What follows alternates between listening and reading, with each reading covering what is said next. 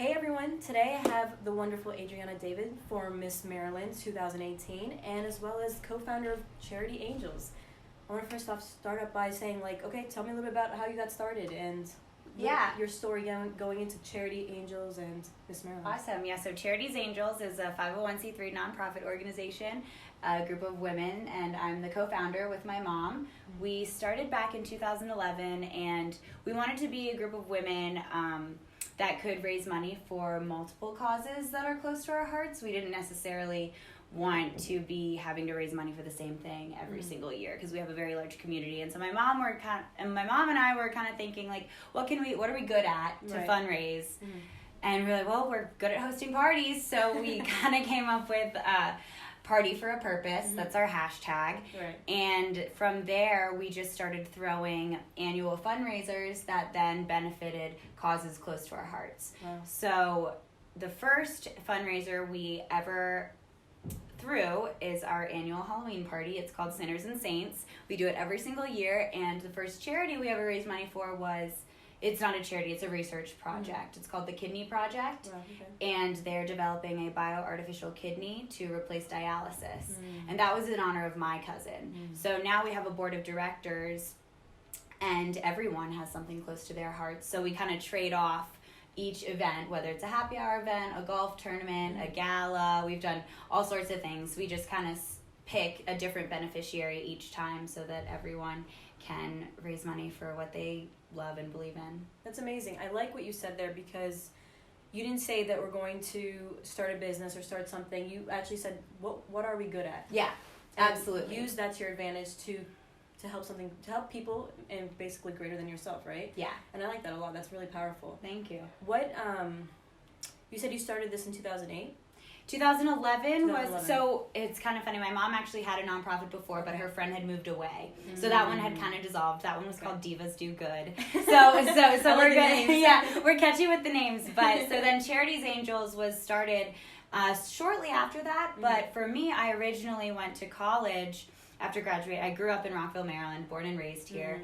But originally, I went as an athlete. I was a competitive cheerleader for 13 years. Okay, very cool. Yeah, it was so different. I loved it. I did it outside of my school, so I commuted to a gym called the Maryland Twisters in Glen Burnie. Wow. So I was then awarded a scholarship opportunity to go to Alabama, but I got injured and I lost my full ride. Oh. I had to have Tommy John surgery. Here's the scar. And they had to take a part of my hamstring out of my leg, put it into my elbow to replace the ligament. It was nuts. No one knew how bad it was going to be. We're twins. I had the ACL. Oh, no way. So ACL on your elbow, it's basically the same thing, but it's called your UCL. So I had blown out 2 of my 3 UCL ligaments that are in your elbow. That must be painful. Oh my gosh, I would never wish it upon anyone in their life. It was so terrible. I had How long was the recovery? 16 months. Oh my God. Because I had to rehab my leg too. So it was just it was that was a moment in my life when I was holy guacamole, God, what are you doing? You're just totally going to change the direction of my life. And so I always grew up in the performing arts. I was an actor and I was on dance team and cheerleading and I was in improv club in high school at Holy Cross. And so after my cheerleading career was sort of dissolved and I lost my scholarship opportunities, I then went back to my talent manager that my mom had hired for me in high school because she didn't want me to go to any sketchy photo shoots or anything. So she had found me a manager and I kind of went, good mom. So I kind of went back to my manager and was like, do you think I could really have a career in the entertainment industry as an actor or personality or anything? And she was like, oh my gosh, I've been waiting for you to say this. And I was like, okay. So ever since then I've been pursuing entertainment, but it was a total shift for me because cheerleading was my life. In 2011, I won Warriorz, which is the highest competition that they have for competitive cheerleading. And then I was also internationally voted American Cheerleader Magazine's Cheerleader of the Year. That's amazing. Okay. Thank you. Yeah, this was my old claim to fame. This was my life. I thought I'd be in cheerleading for the rest of my life. Wow. It was my purpose and my passion. And then when my body was kind of taken from me all of a sudden, I didn't really know what I was going to do. So needless to say, I left Alabama and I actually spent a little bit of time in Los Angeles and in New York City, trying to figure out if I was really going to pursue entertainment.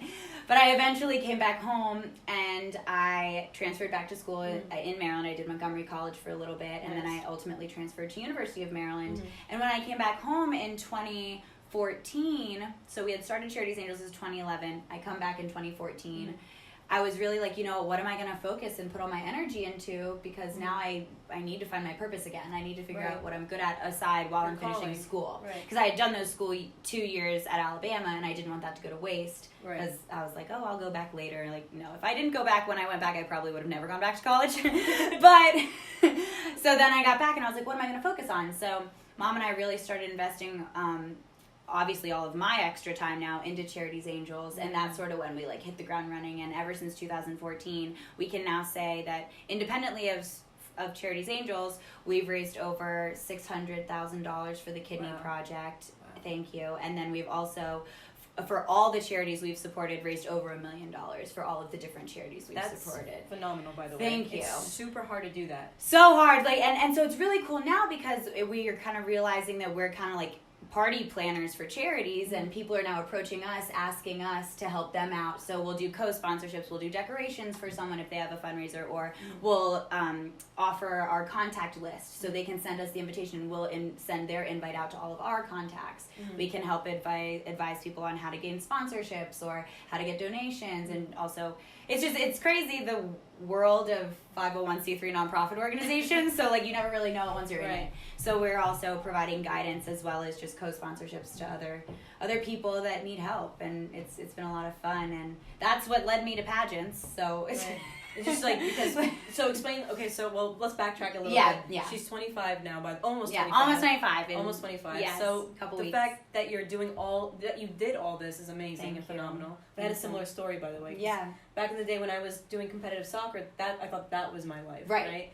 And as soon as I got this injury, I was like, forget this. Like you're like doomed, and it's like this is like for me, I was never academically like, I mean, I tried really hard in school, but it was never something that I found personal success in. So I was like, I'm not even good at school. Like, what am I gonna do? Like, how do I fulfill my life really? So I just remember once Charities Angels became such a part of my everyday life, and obviously when you start something, it becomes your baby, so you take really good care of it. I was just sort of on that. I made it my mission to kind of put that at the forefront and all the people we were able to help. This is very important what you did. I don't know if you realize this, but you listened almost to the whispers of life in a sense, right? It's like kind of the universe talking to you. So when you like, for example, something ends in your life and you know it's the end and you're like, I'm not going to pursue this anymore. I'm burnt out. It's just over, right? Yeah. The chapter needs to move on. And I think what you did was so powerful is that you rely, I'm going to go back to this because it's so important. Most people like freak out when they mess up or when something doesn't go right in their life and they're like, oh my God, I don't even know what to do. Right. You just focus on your strengths. You're like, what am I good at? You and your mom, like, what are we good at? And how can we do something that's amazing, right? That's going to help more people than just yourselves. And that was powerful that you went after that and you focused on that. I think that's very important. Yeah, it was really hard. We read a book. It was The Purpose-Driven Life by Rick Warren, and it talks about all of your time, how each individual person has different time, talents, and treasures, and how you can use those things to fulfill your purpose in life or to find your purpose in life if you don't know what yours is yet. And so that was something I really, and it's so crazy now to think about it, like, we're just having fun. Like, everybody has a Christmas party. Everybody has a Halloween party. Everybody has margarita parties in the middle of the summer. Like, we started by just asking people to give us $20 when they got here. Oh, wow. And so we just donated a couple $100s to a charity, you know? Like, it wasn't even that big of a deal, but... And people like that, too, by the way. Yeah, it's fun. Like, they like giving back. Right. Yeah, they like giving back. I mean, they're going to buy freaking beer or something anyway, so it's like, I shouldn't say beer, cut that part out, but like, no, but they're gonna bring a party favor anyway, so it's always nice to then ask for a contribution instead of a party. We can provide the party favors. Right. We need to give back to our community. It sounds like you had a lot of fun doing this. And oh my gosh, so much fun. We actually, what is it, Wednesday right now? On Friday, we have our annual Play for Eloise fundraiser. Okay. We do a golf tournament in our community every year, and it benefits the Foundation to Fight HABC. A community member of mine, her name is Eloise. She's 13 now. I can't even believe it. But around 6 or 7 years ago, she was diagnosed with a rare brain disease called HABC. And only like 100 people in our country have it. Wow. So they're just starting research, and it completely paralyzed her. She can't speak. It was just like this rare thing, and it just happened one day when she was in elementary school. She was a young girl, okay. She was younger, and then so every year Foundation to Fight HABC, their nonprofit organization. She's my neighbor. She belongs to my like pool community. Okay. Yeah, so she was all over the news, by the way. Yeah, she was. Yeah, and so because it was so rare, and so Foundation to Fight HABC, our name Michelle Sloan, Michelle and Britt Sloan. They are the first 501c3 nonprofit that is funding research for this rare disease. HABC is what it's called. And so every year we do a golf tournament. Charities Angels co-sponsors Play for Eloise golf tournament, and we have different tables set up on different tees of the golf course. So we'll have like silent auction items on one, or we'll have a game on another, and we'll hand out appetizers and drinks to the golfers and get them to tip us and donate it to Eloise. And I like that. then after the golf tournament during the day, we have a fundraiser in one of the backyards of one of our neighbors, and that's just like live music, a live auction, raffle tickets, stuff like that. So it's just, we're really excited for that. Play for Eloise. This is our fourth annual Play for Eloise, and that's something that's really near and dear to our hearts. But just realizing the creative ways we could put on new events to raise money it has been so much fun. Right. So entertaining, just because then it's like so many people golf, but I don't golf. But why can't we have a golf fundraiser? Right, you know, right. like just doing things that people are already gonna go do themselves, and kind of implementing ways to give back in the process. Not really, not like creating a whole new wheel. We just become a wheel, and we kind of teach people how to turn the wheel that they already have going. I like this a lot because with my marketing agency, we usually work with a lot of nonprofits. A lot of them come to us for marketing advice, and we just do it to give back to the community. Yeah, that's great. And one of the things that they always struggle with, they're like, how can we make this fun? And they're always thinking like, oh, let's just throw a party that has food and drinks. Right. And that's it. Yeah, and that's it. But I love your approach. It's so phenomenal because it's like, let me focus on one category of people. Yes. What's fun to them, and how can we like not recreate the wheel, just literally figure out what's fun for them doing that certain activity. Exactly. That's genius. Exactly. So it's fun now because people don't think they know how to fundraise, or they don't think they can fundraise. And it's really just realizing the opportunity you have at hand, like and the people in your community that can help out, and really just asking. The number one thing I have learned in the past couple of years is that I'm afraid of the word no, and there's no reason to be afraid of the word no. Like my mom has told me no so many times in my life.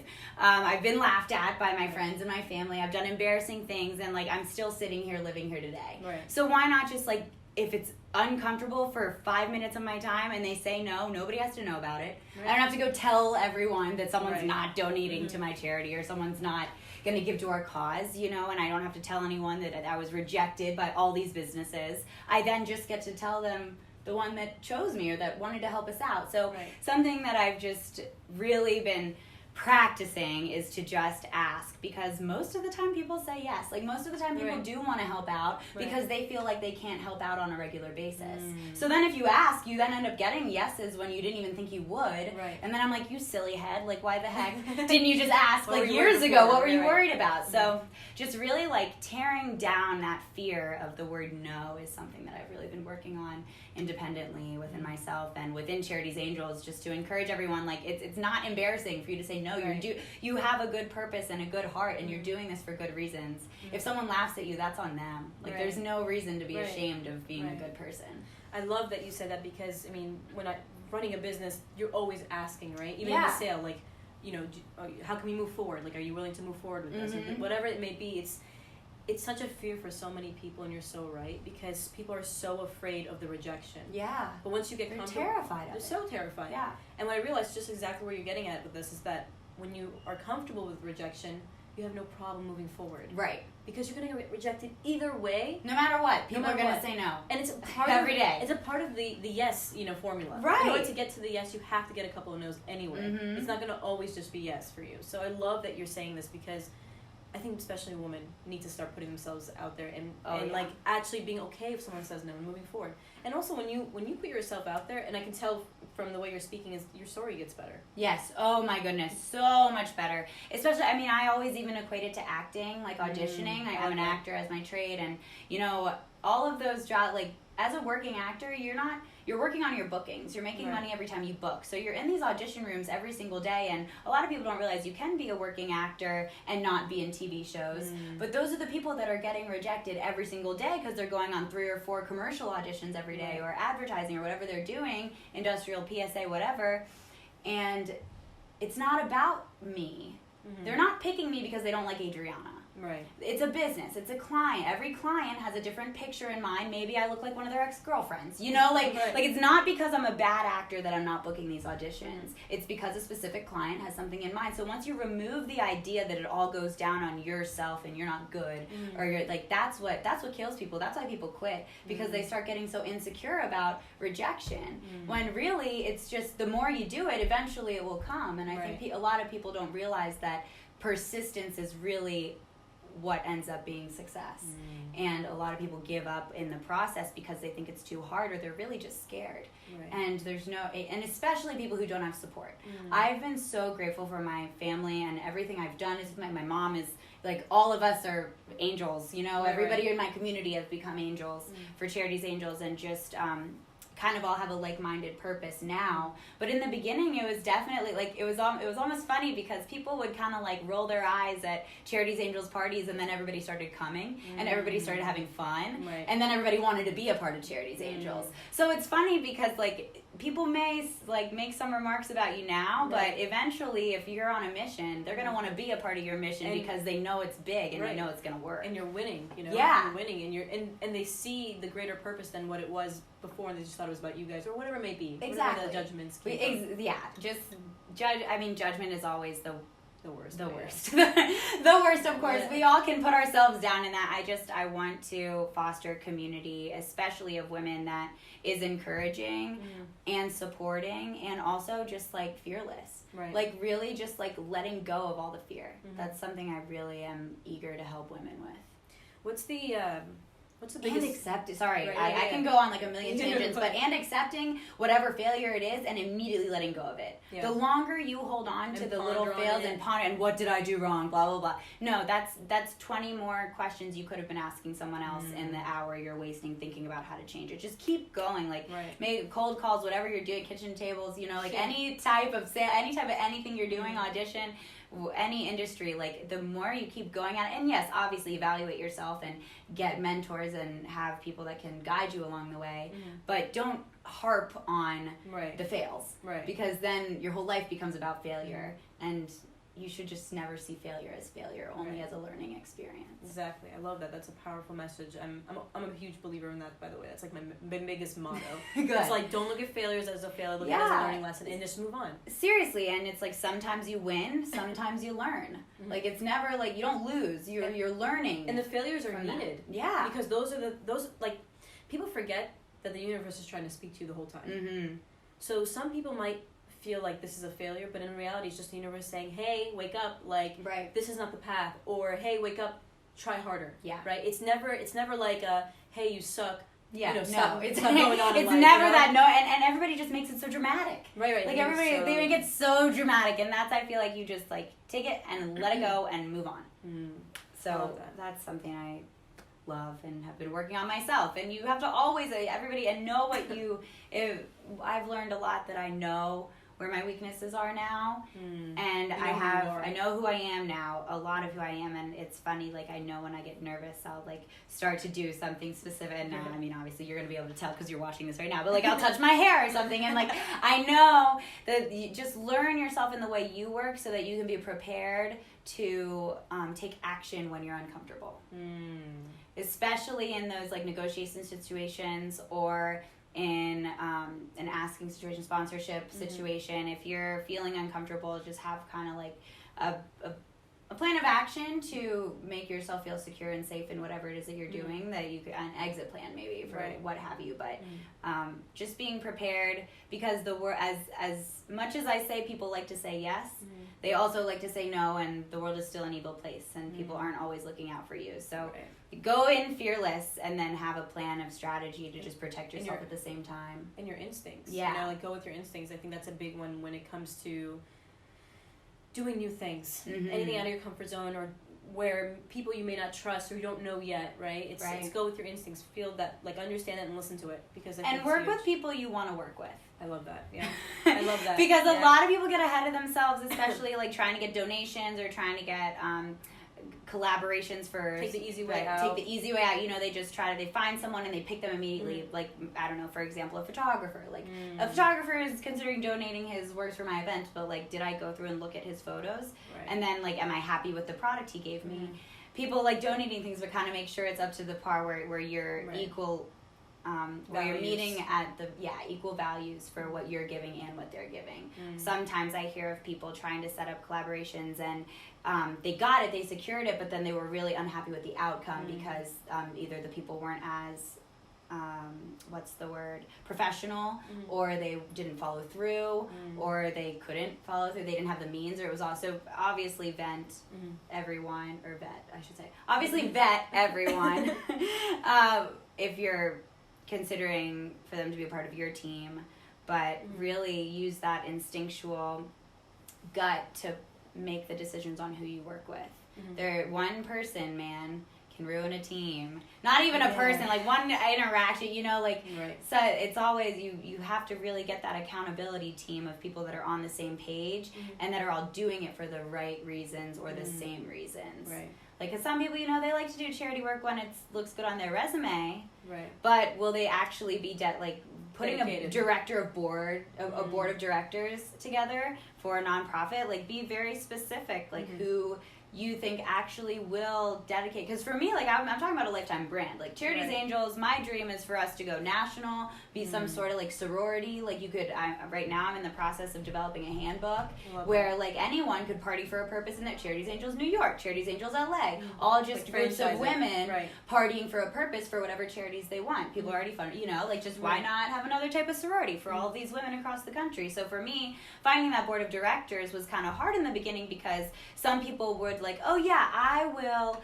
donate food for this event, but after that, no. So for me, being able to foster a long-term plan, I really had to find people that loved giving back continuously and didn't just want to do it for a one-time show or to then be noticed in the paper, because I work really hard to have press at all of our events or to be associated or tagged in a photo.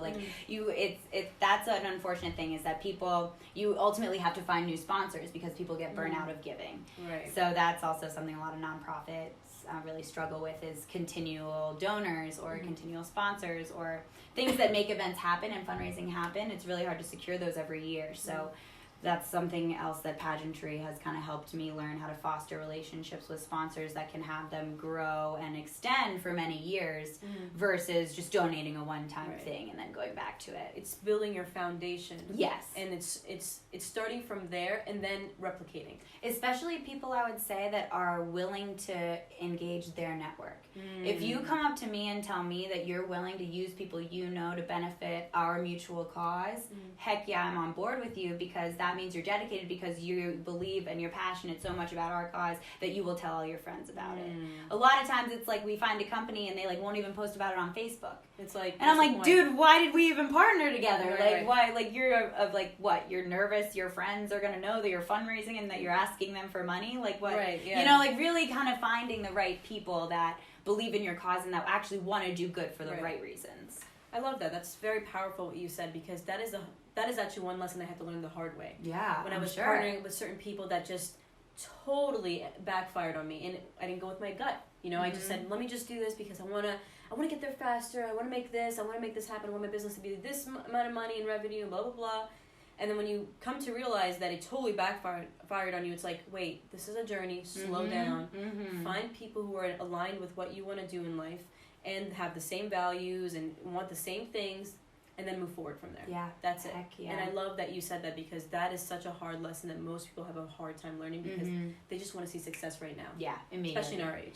And that's also my parents have really instilled such amazing work ethic. Both of my parents are in financial services, and I've been very blessed my entire life. I did not grow up worrying about anything. I'm so blessed, but 30 years they've been doing this, and this is their outcome.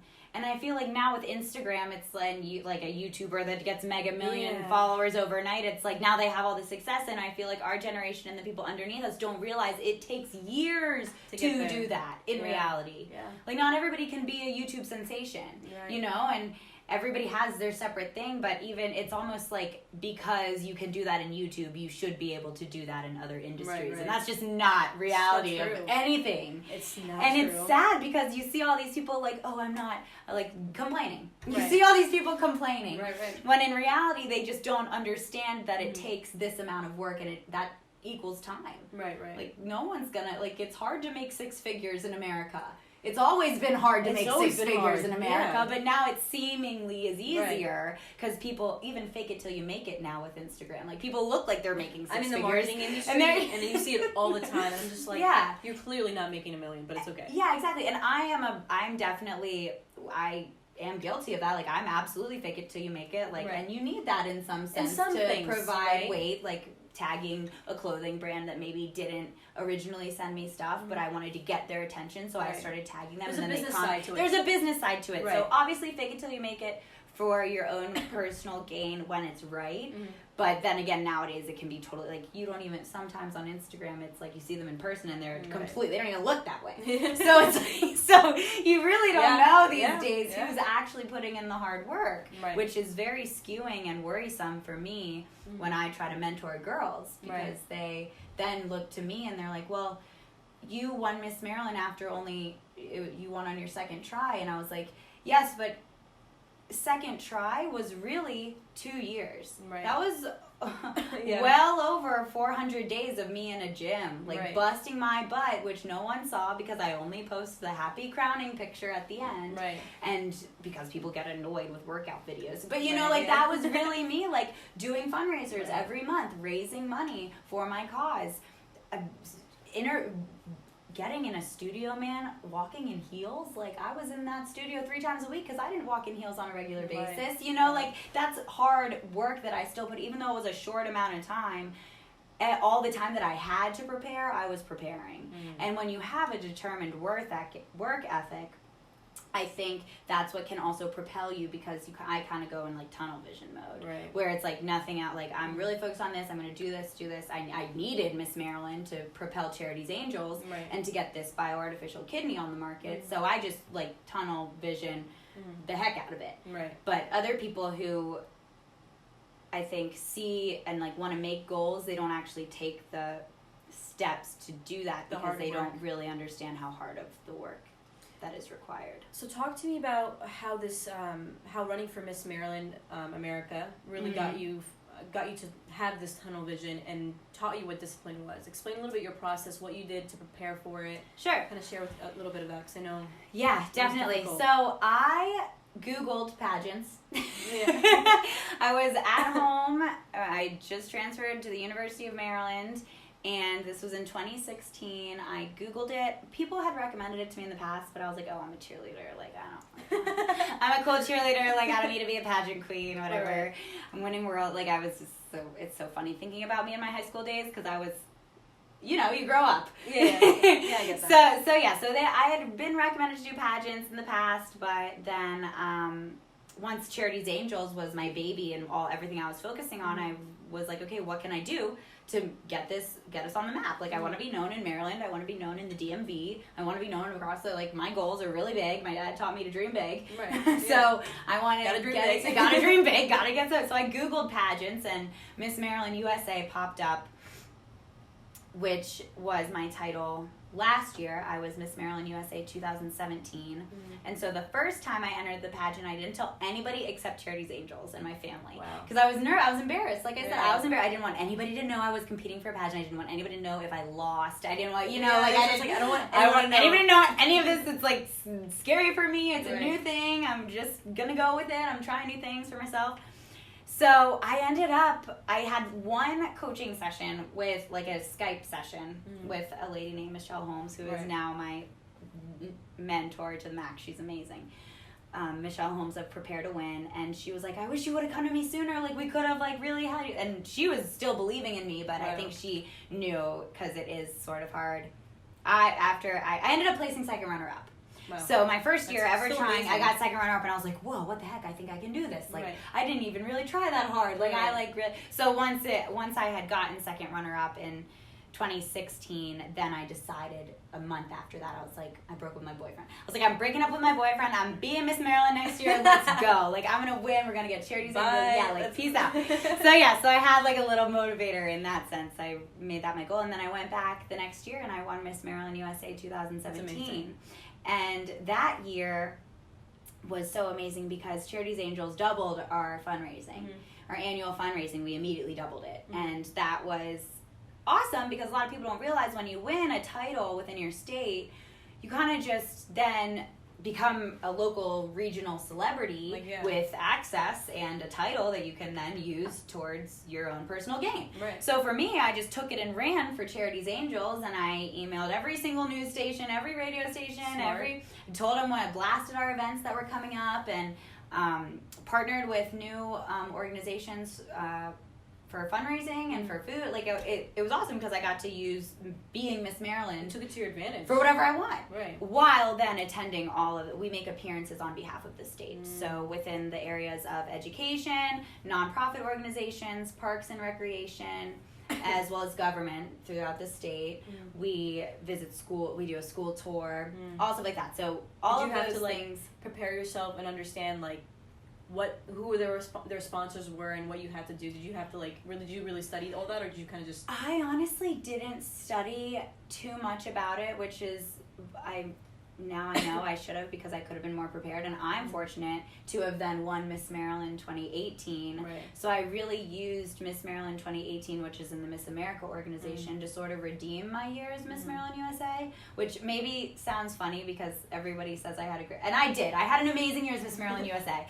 But since I'm still so new to this industry, I was still learning, so I still felt like my work within my state wasn't done. Gotcha. And originally, I hadn't planned on doing Miss Maryland America the year after because they have their age limit cuts off at 24, and I was 24. I was about to turn 24 at the time. Gotcha. Right. And I actually sat on a judging panel with someone who had competed in the America system before. I was just judging this local pageant. A lot of people also don't realize that there are probably 10 different Miss Marylands. They're just all different organizations, kind of like McDonald's and Burger King, and they sell the same thing, just like Miss America, Miss USA, Miss Earth, Miss World. There's a bunch of them.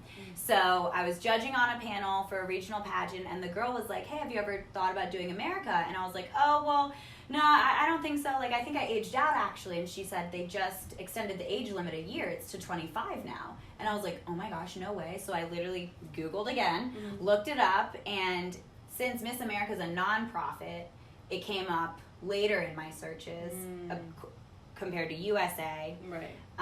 So that's why I didn't really realize the difference, I think, in my initial pursuit of pageantry. However, once I then did some more research, I kind of realized Miss America was a nonprofit, and you're required to have a platform. You have to write a paper about your platform. Wow. Yeah, you have, and it's much more grassroots and community driven. All volunteers put on the organization, whereas the USA is like an independent franchise. Like, you buy the franchise and you can charge whatever you want. You can run your own business. Right. So America maybe is probably like me going in with Charities Angels focus. I probably should have started out at America. I just didn't know any better, just because that was kind of more community geared. But it was fine that I did USA because I'm also an actor, and they're owned by IMG. That's also a whole different story. The year I was Miss Maryland USA, Trump sold it to IMG. Right. So my year was a little bit iffy. And then the year I was Miss Maryland America, Sam Haskell was fired, and then they got new leadership, and they eliminated swimsuit competition. Oh, wow, okay. So both of my years have been not the most traditional. Weird, yeah, and I think that's totally fine because I wasn't someone that was dreaming of being Miss USA or Miss America my entire life. Gotcha. I have just been so blessed with what I've been given the past 2.5, 3 years, because I took a half a year in between them. And so with that, I can't complain, but I think if any other girl kind of had my 2 years, they would be a little bit bitter with their experience. But it's okay because I'm just so blessed to have been afforded the opportunity. You knew your purpose. You knew what you wanted to focus on. It wasn't the beauty pageant. It was the fact that what the beauty pageant could offer. Exactly. And that was like your main focus. Exactly. So, yes, and I knew that. And I always tell girls that are going after it, have a plan in mind of why you need to be Miss Maryland, to benefit either your cause or to further your own personal career or educational pursuits. Like, I was given over $14,000 in scholarship money from Miss Maryland America, and for USA it was just a totally different prize package with photo shoots and they had educational opportunities as well. But know the different do your research, like you said, do your research, and I was just fortunate no matter what. I liked what you told me before we were on the phone. You told me that running this competing in this beauty pageant was like a job. Yeah, it is a job. It's like applying for a job. And I love that because it changed my whole outlook of it. At first I was like, okay, I'm just competing in this competition. I just got to be the best of the best. But now it was like, now I see why women can, now it's like I understand how to approach it from a business angle. Yes, does that make sense? So absolutely. if a woman wants to go after it, you were like, oh, I'm like, it's like a job. So this is what women that have to do. personal interview that you have interview, and then each competition is different, but you have interview for USA, interview swimsuit evening gown, for America, interview talent evening gown.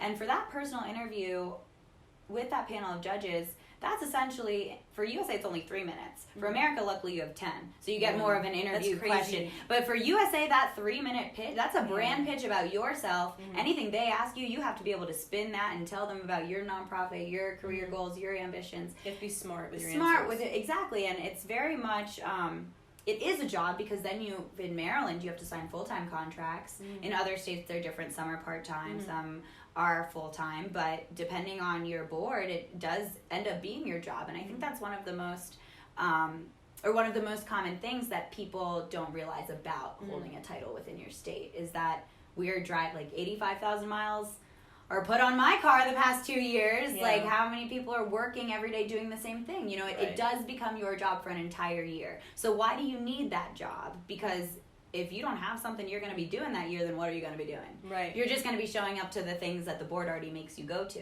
You then pretty much, I mean, full time, like I still have open, like I'd have a week on my calendar that wasn't booked. And that was my responsibility to then go out and book things for myself to benefit my causes in my career. I love that. So it really, I think, switching the angle, and I mean, it all goes down, I think, obviously calling them Miss Maryland and having them wear shiny hats like this and sashes and looking beautiful is the tradition aspect. Which for me, like, I don't need to wear the crown. I like wearing just the sash sometimes so people actually pay attention. Because sometimes the crowd clouds people's judgment. Right. And they end up thinking about the stereotypes of the bikinis on television. But that's really not why we're here. And it's really cool to understand that all of these women are just trying to be successful and using this as a tool, a stepping stone. It's what I've noticed. It's changed. It's become less of Miss USA, Miss Universe running you. Now it's more of like, how can I use Miss USA, Miss Universe to run, so I can run my own life, have control of my own life. Exactly. It's less them, you know, using you, but you using them more, and not in a bad way, but like it's really just taking that platform and using it greater than yourself. Exactly, and that's where I agree with the industry change. The new slogan for Miss America is preparing great women for the world and preparing the world for great women. I love that. And so just sort of I'm excited about the change just so that everyone else can realize that this is not just about the crown and the beauty. And it's also funny because way back in the day when Miss America is our country's first pageant, and it started as the bathing beauty competition, bikini competition in Atlantic City, and those were around the times when women were just like fighting for the right to vote and fighting for rights. And so back then it's so hilarious that it was such a strive for womanhood to be able to be seen in a bikini in public, when now we're eliminating the bikini to kind of become more esteemed. So it's really funny the change of the times and what women's success kind of looks like. I love that you said that, but But I don't think it looks like anything specific. I think it can be whatever you decide it to be, and that's where the empowerment comes from. Because I feel really empowered standing up on that stage in a bikini because of how hard I know I worked and because I was an athlete, and that's where I can shine and that's where I can show off my hard work. But I totally understand where someone would feel not comfortable being on a stage in front of millions of people on TV in a bathing suit. I totally get that, but I don't think it's ultimately about that. I think it's about women being proud of themselves no matter what they're doing and striving for success. And showing what beauty can be in many different ways, right? There was women up there this last competition for Miss USA, like women who had like an athletic body. Yeah. Another woman who just had a more feminine, I wouldn't say feminine physique, because feminine physique can be anything, but but it's more different, like everyone had a different look, right? And I loved it because it showed that, hey, there is beautiful women out there, and they're all beautiful, all women are beautiful, right? Exactly. And then on top of that, you can be beautiful and successful and smart and do all these other things. And that's really funny because it's people don't really know what we do, so we try to shed light on what we do. But then it's hilarious because then the people who do give us so much praise, they're like, "Oh my gosh, you're so pretty," and I'm like, "Thank you," but like that's not the point. That's not the point. Like, ask me something else, dude. Like, come on. Like, how'd you achieve this? Like, how'd you win? Like, why did you win? Right. Like, it's not just because. So it's funny because the people that do love pageants, they focus on the beauty, and you're Right. so pretty, and I'm so happy you represent my state, you're so beautiful. And I'm like, thank you so much, but that's not why I was chosen to represent your state. I love that you said that. I mean, I don't know, I'm a huge advocate for women, and mostly not because I think women are better than men. Mm-hmm. I just think women need to start stepping up and playing Yeah. less of a victim role, Mhm. and more so of like a, hey, okay, we're in the golden ages. I really believe that. we are. If you want to have better pay, start your own business. If you want to have a voice in whatever you want to do, go after and get a platform or do something to allow yourself to have that voice, right? It's just like there's so many opportunities that if women just started stepping up more. You gotta contact Miss California. Yeah. Hey Mackenzie, she's contacting you. Her platform is negotiation in the work. Oh, I love. So she's about women empowerment. She teaches girls, like, that's her platform. Like, mine is the Kidney Project, developing a artificial kidney. These women are implementing programs. We have girls partnering with the Girl Scouts, and now they have patches for confidence. My Miss Georgia, she has a You Got This patch of confidence in Girl Scouts. Now she has a program within Girl Scouts, partnering with these organizations that can then bring you to that level of other men in the industry, because there aren't many women. So it's like, it's funny. I'm excited for you to continue your pursuit in this industry, because you're about to meet a lot of boss women. Dude, that's the goal. I mean, like, honestly, it's less about the, like you said, the winning and like all the fame, whatever comes with it. It's more about how can I network with the right people, right? Because together, that's how the world's going to change. Just connecting with the right people who have the same mission, because at the end of the day, if, let's say, I want to build schools, if somebody else wants to build schools, oh my God, do it. Because, like, it doesn't matter. There's so many kids in this world that they need those schools. They need them. They don't need one person building it all. More hands, the better, right? Yeah. That's such a fallacy. Just like, you can only do it. It's like, only one mindset. person. Yeah, only one person can do it. Yeah. Like, there's so many people in the world. Yeah. Everybody can make a clothing line, and there would still be a need for more clothing lines. Exactly. Exactly. And and also the competitive mindset. I try really hard to not. To support other people too, because you have your baby, but like, that's their baby too. So like, and the more you give, man, the more it'll come back to you. Oh, I'm a true like karma, God, whatever you want to call it. Like, if you start putting in your time and effort, it will be rewarded. Yeah. Whether it's now or whether it's in 15 years, it's gonna happen because you worked hard and because you did it not for only yourself. Mm-hmm. And I'm with you. I would not have any of this if I did it for myself. If I went in there trying to say I wanted to be Miss Maryland just to be Miss Maryland, there's no way I would have ever won. Right. I went in because I had a mission. And I won because I had a mission, and it wasn't about me. I only have been the face now of the mission. So the minute you can, if you feel called to do something so big, or if you have dreams that are so huge, the minute you let go of the judgment and the fear, I think is when you can really decide to do something that can help you for your future. And this just happened to be what I decided to use. And not be so romantic on what helps you get there. I think that's a big one, because some people will go after, let's say, the beauty pageant. Let's say someone would be like, oh my God, I didn't win, and now this is it, and like blah blah blah. No, it's like, okay, what next? What's the next move? You just sat on a panel of 7 judges that are all industry up in their industry. Like, it's going to be a doctor, it's going to be a lawyer, it's going to be a broadcaster, it's going to be a model, it's going to be a casting director, it's going to be not the governor, but a state delegate. Like, these people on these judging panels, they're now your contacts. And a lot of people, I think, even just by competing in pageants, like, I was contacted via email when I got second runner-up from a person in the audience with a job offer. Wow. Like, they were like, hey, I heard in the caption when you were walking on stage that you have a communications degree. Okay. What? I offer communications opportunity. Like, just by doing things out of the box and just providing opportunity for yourself in a different area can then grow your business and network.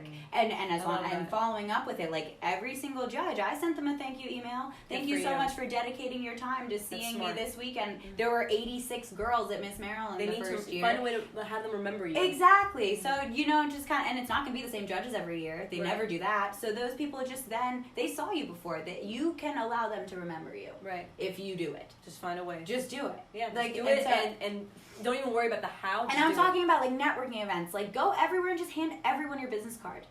Every single person. Like, and go say hi, introduce yourself, walk up to them, say hi. The fact that you walked up to them and just introduced yourself is already a big hey-o to adults.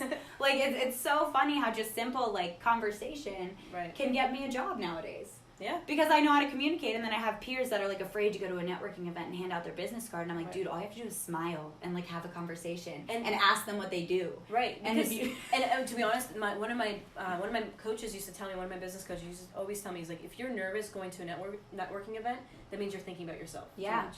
Yeah. Instead of thinking about, oh my God, what do they think of me, this and this and that, it's like, focus on how can I give value when I walk in there. Yeah. Who can I listen to give them whatever they may need? Because the whole thing about networking is giving value in hopes that value will be returned to you, and not always just expecting, but just doing it.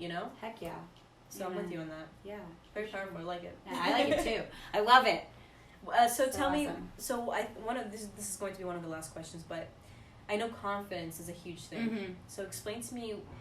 I mean, and confidence is a long journey, continuously working on it, but what have you done to continuously keep yourself at a confident level and always secure within yourself?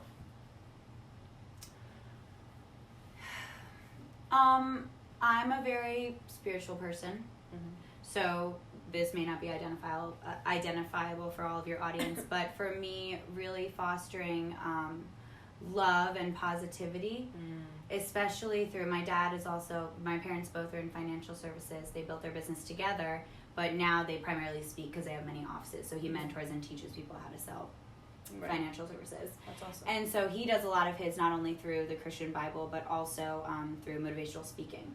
So I'm definitely someone that writes everything down like to a T. Like I have my planner and my notebook like simultaneously, and I'm always writing down everything I did that day. To sort of hold myself accountable. I think confidence comes with accountability most of the time, because you lose confidence when you're at your weakest points. Right.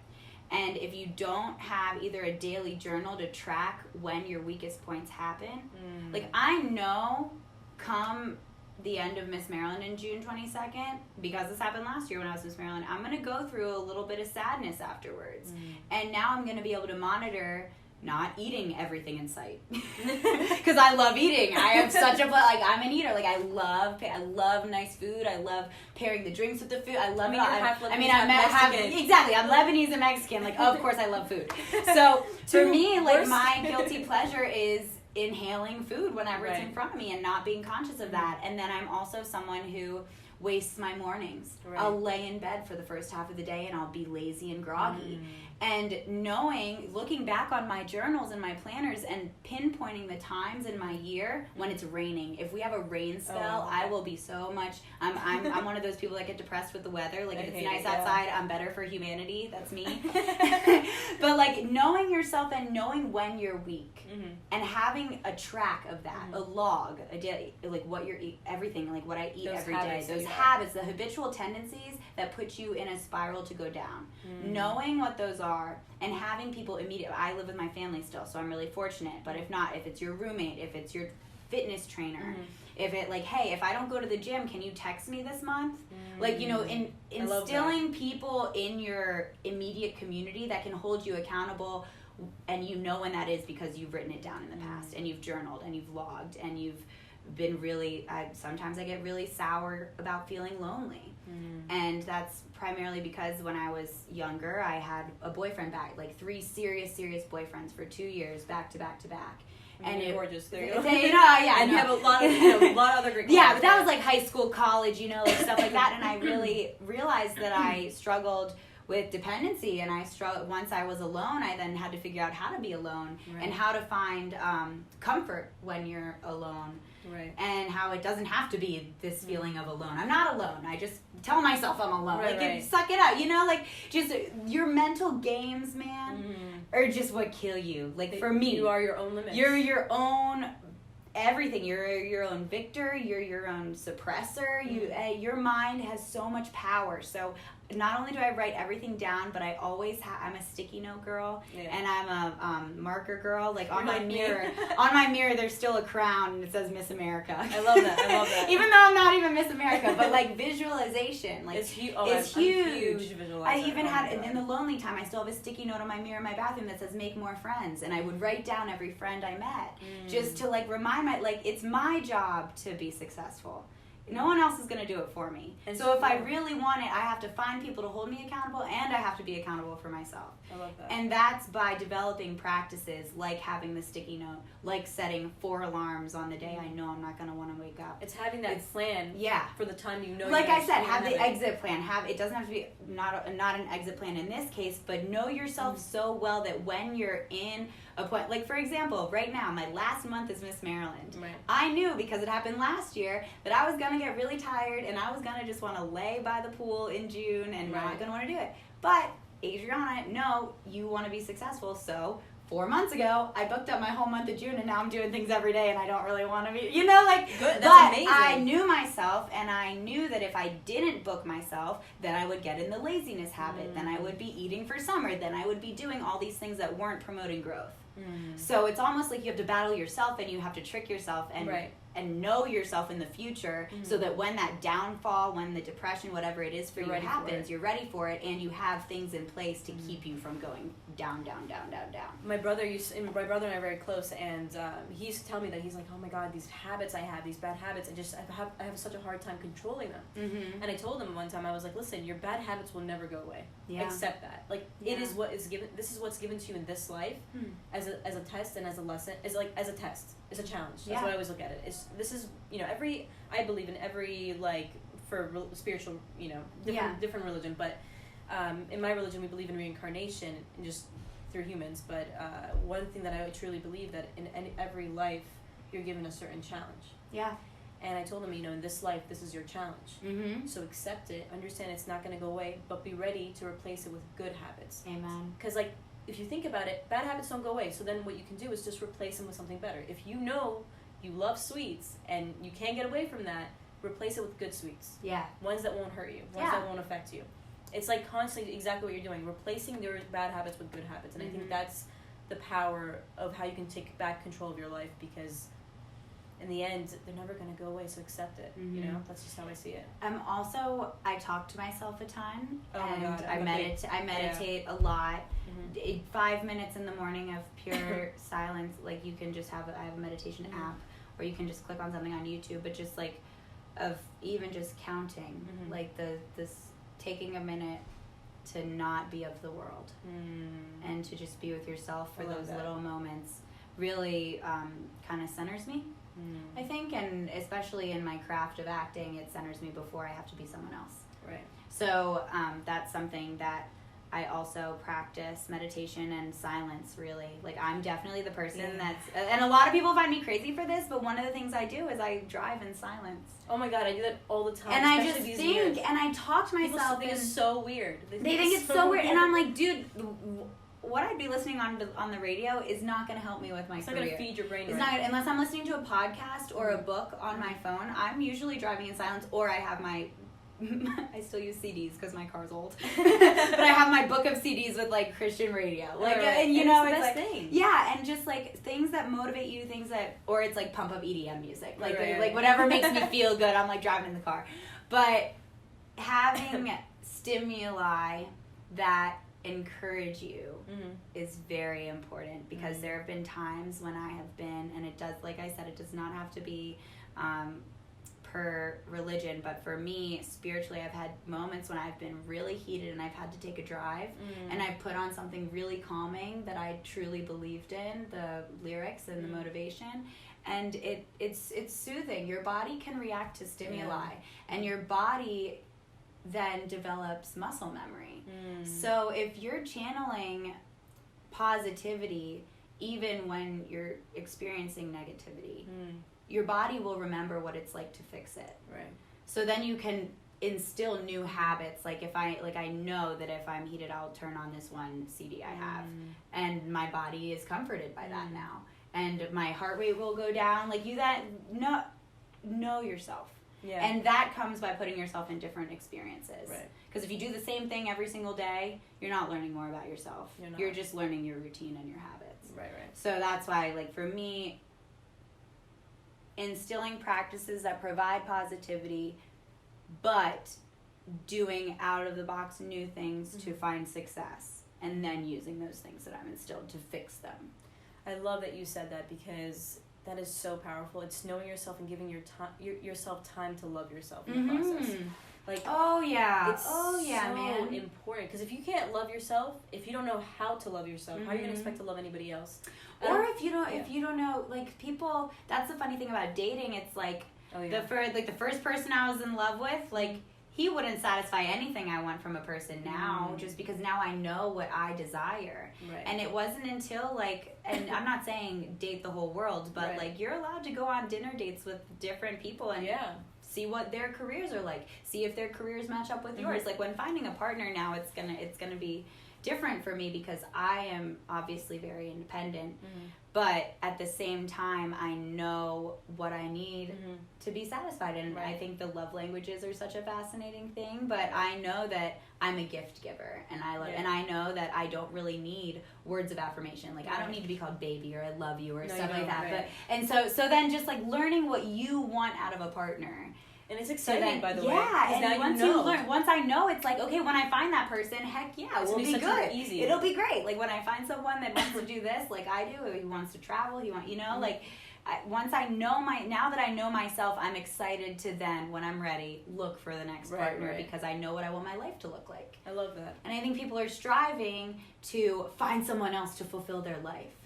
And it's like, you will have the most fulfilled life if you know how you want to live it, and you find someone else that wants to live it. And in harmony. It's like you've already achieved the happiness, now you just want to share it with someone. Yeah, exactly. And that's the most powerful thing. Or start on a new adventure together, whatever you want to do. But just, if you know yourself and if you provide experiences for yourself to get to know yourself. That's what the ultimate thing is. Go after whatever it is so that you can learn about yourself. Right.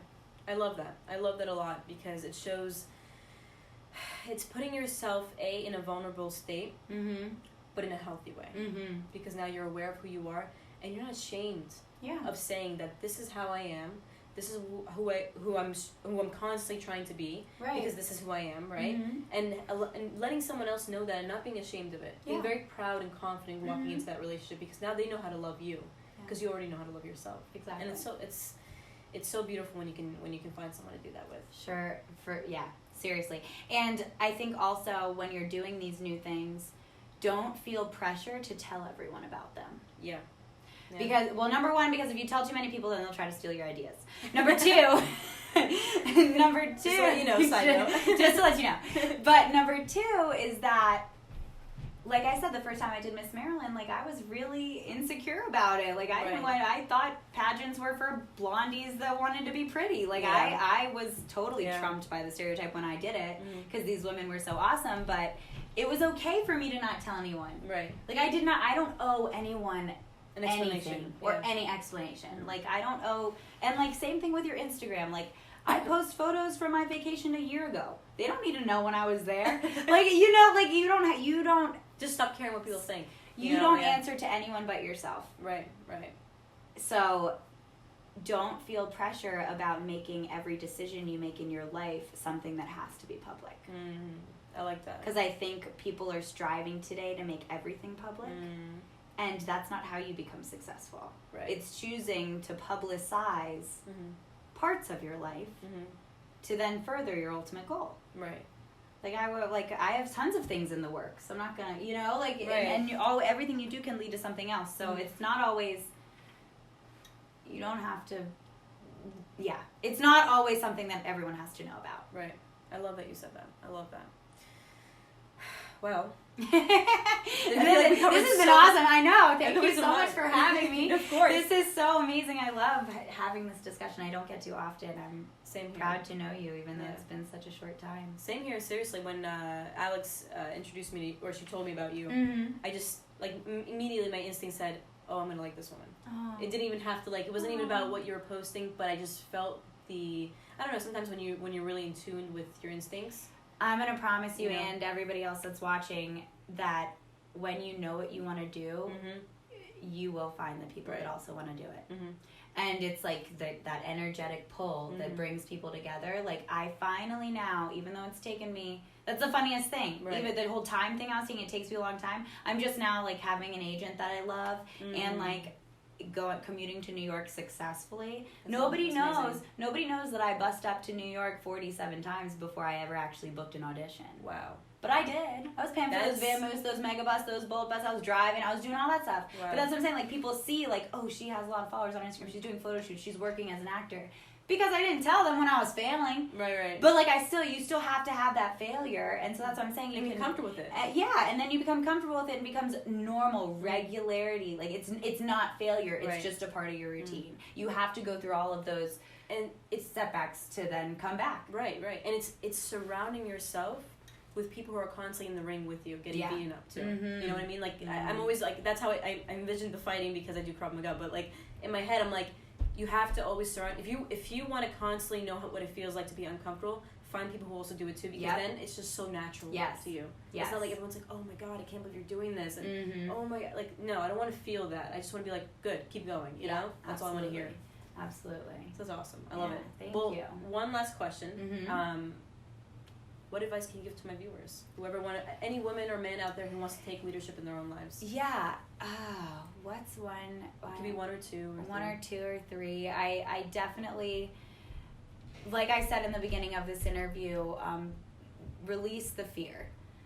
That is something everyone struggles with, especially the fear of judgment, and for me, the fear of no. The minute you can let go of being afraid to hear the word no is when you will be fearless and you will take your life and opportunity in your own hands. Something else is forgiveness.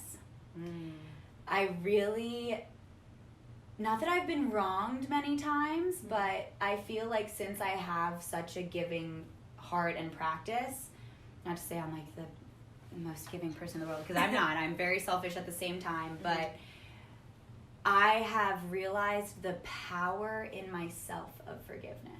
Because the longer I hold on to something, like I mentioned before, the more energy it takes out of me. Right. And I have the power to let it go. They don't have to know. It's not about telling, like, it all comes back to the same points. It's not about telling everybody. I don't have to go tell the person I forgive them. Right. But if I forgive them on my own, then I've removed it from my life. I've let it be something in the past, and I don't have to waste energy on it anymore. That one girl that texted that one guy when I dated him 5 years ago, like, I could still be, people still think about those things. People that, like, ruined relationships, like, they still hate that girl that ruined her relationship. All that hate you're harvesting up in your body is being manifested negativity. Negativity is being manifested somewhere else in your life. I promise you. So the minute you can realize that you have the power to forgive and you can unharden your heart. I've had a really hardened heart towards some people in my past that either judged me for something I wasn't, or never asked me for clarification, or like spread rumor, you know, because when you start having success, rumors will come, and everyone is going to say something bad about you, if you deserve it or not. They will say it, they will make it up, they will tell everyone about it, it will make absolutely no sense, it will bash your character. It's happened to me. I'm only 25. It's happened to me. It will happen multiple times to me and to you and to everyone else. If you can forgive them, you have the power. Forgiveness is the power, because it does not let it affect the rest of your life. And pray for them. And pray, and hope that they do better, because they need to change their life, because they're taking it out on everyone else. Exactly, and I think what you said is so important, because forgiveness, most people are like, oh, well, there's nothing for me to forgive, you know, there's nothing. But if you realize, if you really are aware of your life, there's a lot to forgive. Yeah. And there's a lot to pray for, because when you pray for it, I mean, and praying can be any way someone is praying to be. It doesn't have to be the traditional. Thinking about that, it doesn't have to be however you do it. Setting them these positive vibes that are loving.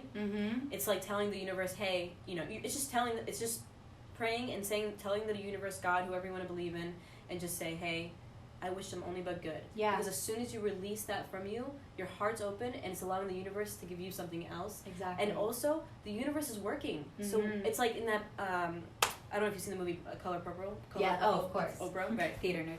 Yeah, there you go. And then in one scene she goes, she's like, everything that you've done to me has already been done to you. And she does it with her little two fingers, right? And it was so huge for me, because it's like, hey, I don't need to do anything wrong to you. I don't need to have any revenge. I don't need any of that stuff. All I need to do is pray for you. And be loving and letting it go, because the universe is already working to do something back into you, but it doesn't have to be pain. Right. It could be in a loving way. It could be any way that they understand the lesson. We all have a plan for our lives. It's already set out for us, and the minute you realize that you have the power to control your emotions is really where I started becoming more successful. And that's the ultimate test. Yeah, because I'm saying let go of things in the past, but forgive them, because it's not about you ultimately. Anything negativity that ever comes your way is usually, like you said, about the person, and they're projecting it onto you because they're in pain somewhere, they don't like their situation, they're jealous, whatever. And of course you can't go up to them and be like, hey, I know you're jealous of me, that's why you're doing this. No one's gonna respond right to that. So instead, forget about it, forgive them within your heart, and hope for them to do better, and focus on the crud you gotta do, because there's only time being wasted if you don't. Exactly. Just love them. That's it. Because that's just the best way to handle it anyway. Yeah. Anyway, Adrianna, thank you. Thank you so much. Thank you so much. And thank you guys for watching. And all of you can continue to follow my journey at Adrianna C. David, as well as at Charities Angels. Or you can visit charitiesangels.org or adriannadavid.com. Perfect. All right, guys. That's a wrap. If you have any questions, please contact her. You have all her information. And until next time, thank you. See ya.